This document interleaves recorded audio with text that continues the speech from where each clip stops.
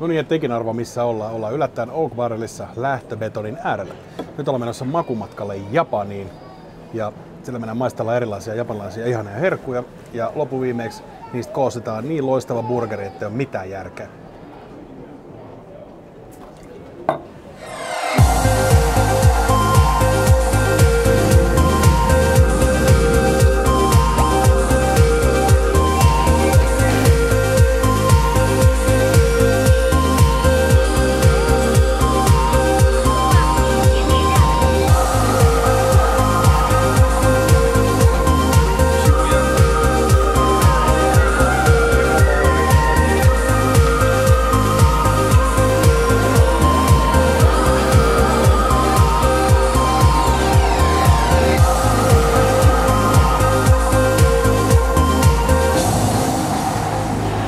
Hei, lennosta ollaan selvitty ja nyt ollaan päästy tänne Tokioon ja Shibuya kaupunginosaa, mikä on aika tämmönen hektinen. Täällä on aika paljon porukkaa, neonvaloja joka paikka täynnä ja nyt mennään etsiin ruokapaikkaa.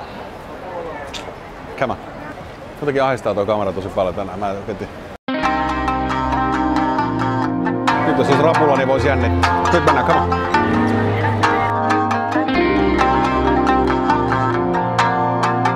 No niin, mitäs päätää on? 109. Junaraiteja kun seurataan, niin kyllä päästään Tungamorodoriin. Musa soi ja kaikkialla on ihan super siistiä. Tää on Tokio, hei. No niin, itselle hyvin epätyypilliseen tapa olla jonottamassa ravintolaan. Ravintolan nimi on Harajuku Gyoza, missä on erikoistunut tällaisiin gyoza dumplingseihin, eli taikinanyytteihin. Nyt tämän makumatkan tarkoituksena on maistaa muutakin kuin hampurilaista, eli mä haluan maistaa niin parhaat gyozat, parhaat raamenit, niin hyvät tonkatsu kuin vaan voi löytyä ja muutakin japanilaisia ruokia sen takia, että mä voin niistä kokemuksista koostaa sit kokonaisen hampurilaisen. Nyt päästiin vihdoin sisälle tänne Harajuku Gyozaan. Ruuat tuli pöytään ja nyt aletaan maistella. Tässä on mahtava tää maistuu kevätsipuli inkivääri täällä dumplingsin sisällä ja tässä on sit nää yakigyozat on tietenkin vähän rapeita. Mutta eniten musta tää kiinnostaa tää kastike, mikä on tehty riisivin etikasta, sit sesamichiliöljystä ja sit soijasta, että miten tätä voisi hyödyntää jonkun dressingin, mikä on siellä burgerin välissä esimerkiksi. Niin tätä voisi juoda melkein suoraan mukista.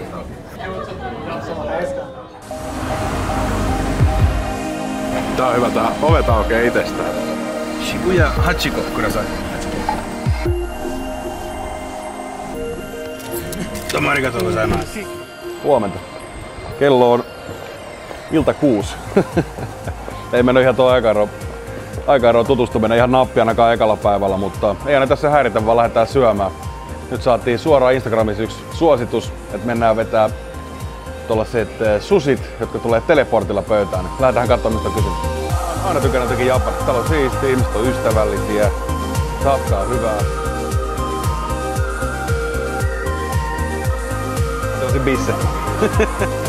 No niin, tilattiin parit nigiripalat tähän alkupaloiksi heti oluen kanssa, niin katsotaan. Arigatou gozaimasu.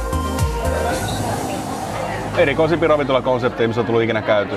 Please push the blinking button on the right. Upper lane. Ois ollut tässä? Voisin kuvitella, että tämmönen konsepti toimii vaan Tokiossa, missä ihmiset on ihan sikakiireisiä. Ei ne halua mitään palvelua, kun ne haluaa mennä syömään ja jutella friendin kanssa lähteä menemään. Tää sopii siihen. Tässä tekee koko ajan mieli tilata lisää ja lisää, vaan sen takia, että näkee, että se toi kuljetin pysähtyy tuohon omalle kohdalle ja vähän miettii, että miten se tuohon liittyy. Hauska. Erittäin.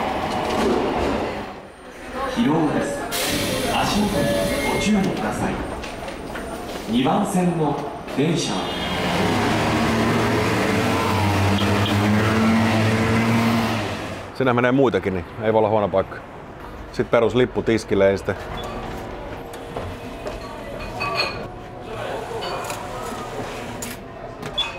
Eli täällä ostetaan ensin lippu, sitten viedään lippu pöytään, sitten tulee ruoan. Sitten mennään syömään. Onpa hyvä makuinen liemi. Mä olen kuullutkin aikaisemmin, että on erikoistunut tällaisen yuzu raamen, eli sitrusliemipohjaan. Tässä on vähän chiliä. Meillä on 2 eri. Tämä on tulisempi malli, täällä on vähän chiliä, mutta se yuzun hapokkuus ja aromaattisuus on ihan törkeä hyvä tässä. Mahtava maku. Sitten kun raamenin tärkeä raaka-aine on tää rasva, mikä on tässä päällä. Hapokas sitrus taittaa ton rasvan hyvin suussa, niin se on tosi kiva syötävä. Yuzu maku, se on vaan hyvä. Domo arigatou onegaishimasu. No niin, ravintola kuinka ollakaan, ei ollutkaan Michelin-tähtiä, mutta se ei haitannut, koska Yuzu raamen keitto oli aivan loistava siitä huolimatta. Kuka niitä Michelin-tähtiä kaipaa, kun ruoka on hyvä? Perussetti aina osoite, mitä ei löydä, niin japanilainen. Se ei niinku koskaan myönnä, että se ei tiedä, se vaan kaikki yrittää auttaa siis lämmöllä. Mutta kun ei tiedä osoitteesta mitään, kun ei täällä ole mitään osoitteita sinällään, mitä meillä. Sitten edetään itse. Ei se kaukana voi olla. Ei saakeli. Mitäköhän päivä ollaan täällä? Ja perussetti. Tuo taito. Toshima punkio. Chiyoda sumida chuo. Kudashima. Joki on tossa. Vasen oikein nosta koipe eri kirraa ylä 5, 4, 2, etu vasen 3. Pitäisikö mennä pelihalliin, on noita kolikoita vähän. Vittu mikään meteli täällä on.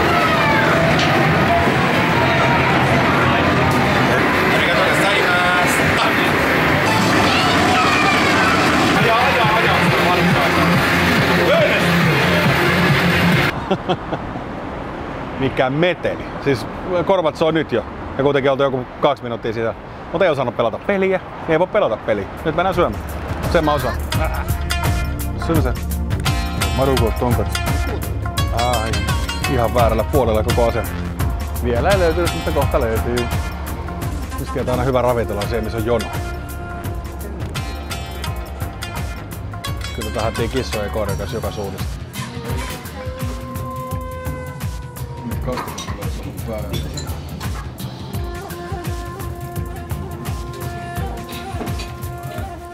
Totemoishii desu. No niin, dinneri melkein syöty ja voin ihan rohkeasti todeta, että parhaimpia ravintolaelämyksiä koskaan. Kaikki oli täydellistä. Misokeitosta, riisistä, teestä, kaikki lihat, kaikki. Aivan loistava. Splendid. Very good.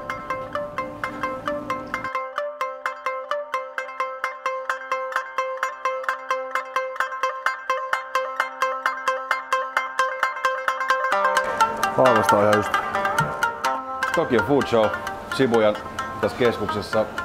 Vähän niinku paikallinen herkku. Lähdetään pyörään katsomaan, mitä kaikkea täältä löytyy. Leivoksia. Japanilaiset tykkää leivoksista, niitä on aina paljon täällä erilaisia.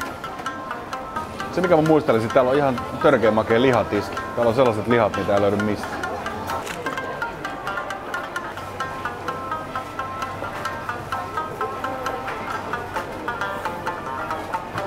Tässä meillä on höyrytyspiste, mistä me ollaan erittäin ylpeitä. Me käsi tehdään kaikki dumplingsit aina täällä kaupassa. Missä meillä on lihaosusta? Hai, nihongu. Hai. Arigatou gozaimasu. Tässä on makea. Tässä on verkkomeloneita. Niin tuolla on verkkomelonit. 25 900, eli noin 250 € 2 melonia. Niin noita ei syödä ollenkaan, vaan ne viedään lahjoiksi. Kerran syöttiin yhdessä kaupassa tämmöistä lahjamansikat, hyvä ettei tullut korville se. Tässä näkyy mikä on japanilainen liha, mitä tarkoittaa kun se on marmoroitunut.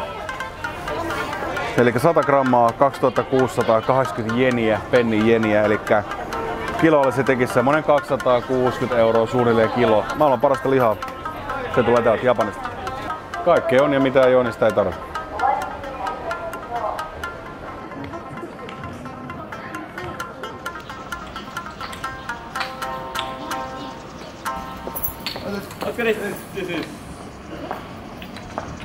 No niin, Tokio Harajukussa tultiin maistelemaan burgeria pitkästä aikaa. Ihan siisti ollaan muuten vedetty aika pitkälle vaan japanilaista safkaa. Ja nyt tulee tämmönen kuin The Diners by Village Vanguardia. Juusto burgeri. Katsotaan vähän tonne väliin.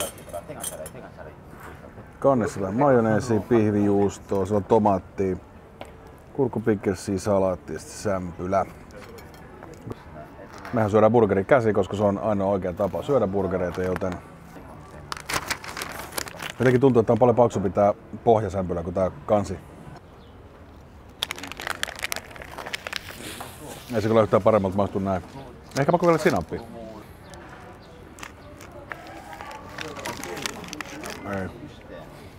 Ei toimi. Burgerin takia ei kannata Japaniin tulla. Kannattaa tulla Japaniin raamenin vuoksi, gyosan vuoksi, tonkatsun vuoksi. suorittaa muiden hyvien japanilaisten ruokalajien perässä. No niin, matkalaisen väsyneet jalat tarvitsee aina silloin tällöin hoitoa, joten tultiin etsimään sitä tohtori Kalan luota.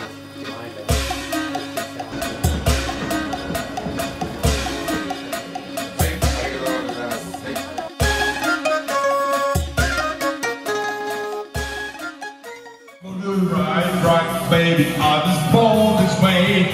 Oh, there ain't no other way. Baby, I was born this way. Baby, Tokio otti Herlevi taas kerran.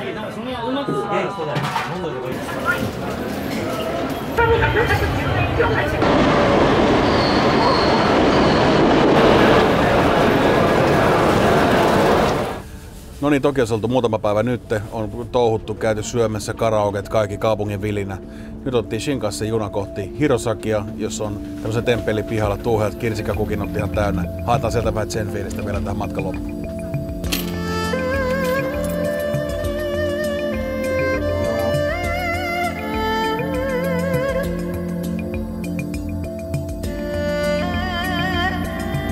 On vaara siinä takana ja mehtä eessä. Matkan päätteeksi pitäisi saada aikaa japanilainen burgeri.